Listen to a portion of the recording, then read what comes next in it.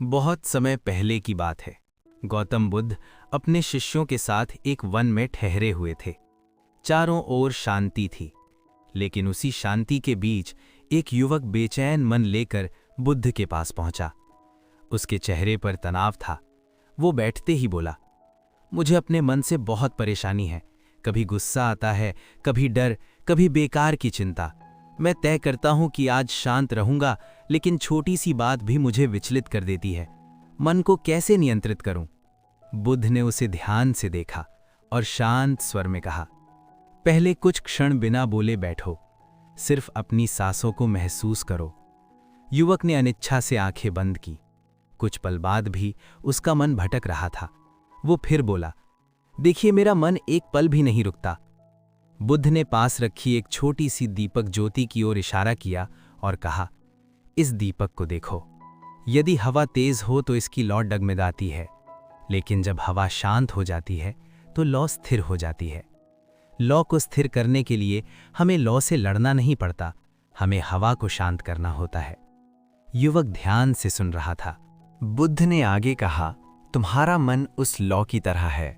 बाहर की परिस्थितियां, लोगों की बातें, इच्छाएं और डर, ये सब हवा की तरह हैं। तुम बाहर की हवा को पूरी तरह नहीं रोक सकते, लेकिन तुम अपने भीतर स्थिरता ला सकते हो। युवक ने पूछा, लेकिन जब अचानक गुस्सा आ जाता है तब क्या करूं?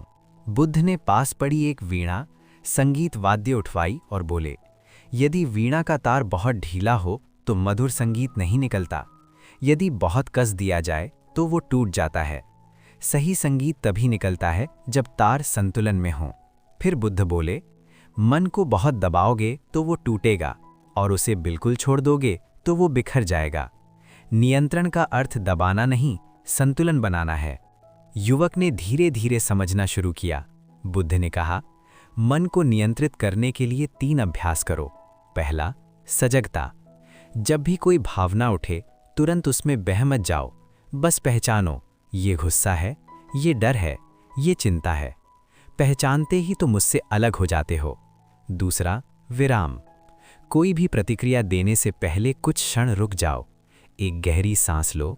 ये छोटा सा विराम तुम्हें बड़ी गलती से बचा सकता है। तीसरा, ध्यान। रोज कुछ समय शांत बैठो, अपनी सांसों पर ध्यान दो। शुरुआत में मन भटकेगा, लेकिन अभ्यास से वो धीरे धीरे स्थिर होगा। युवक ने पूछा, क्या मन कभी पूरी तरह शांत हो सकता है? बुद्ध मुस्कुराए और बोले, मन स्वभाव से चंचल है, उसे पूरी तरह रोकना आवश्यक नहीं है। आवश्यक ये है कि तुम उसके स्वामी बनो, दास नहीं। फिर उन्होंने एक और उदाहरण दिया। कल्पना करो कि आकाश में बादल छाए हुए हैं।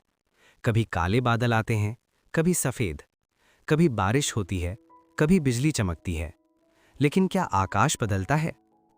युवक ने उत्तर दिया, नहीं, आकाश तो वही रहता है। बुद्ध बोले, तुम्हारा मन बादलों जैसा है। विचार और भावनाएं आते जाते रहते हैं, लेकिन तुम्हारा वास्तविक स्वरूप आकाश की तरह शांत और विशाल है। यदि तुम खुद को बादल समझोगे तो हर परिवर्तन से डरोगे। यदि खुद को आकाश समझोगे तो हर भावना को गुजरने दोगे। युवक की आंखों में चमक आ गई।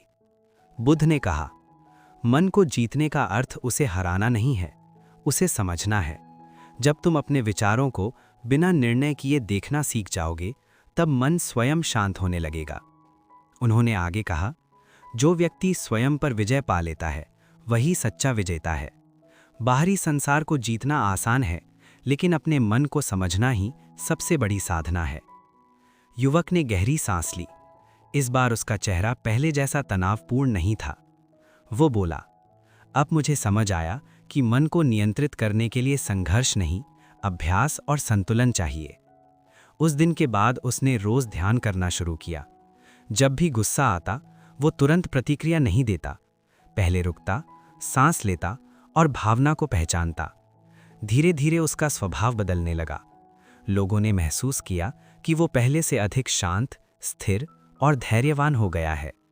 और इससे हमें ये बोध मिलता है कि मन को कंट्रोल करने का अर्थ उसे बांधना नहीं, बल्कि उसे दिशा देना है।